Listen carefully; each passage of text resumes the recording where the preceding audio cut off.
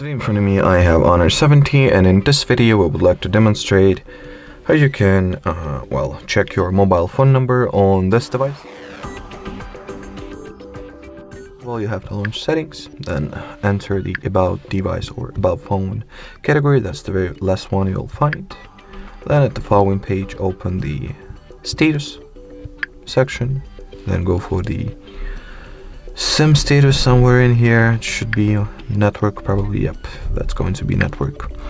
And at the following page you'll be able to see the SIM card that is saved into the,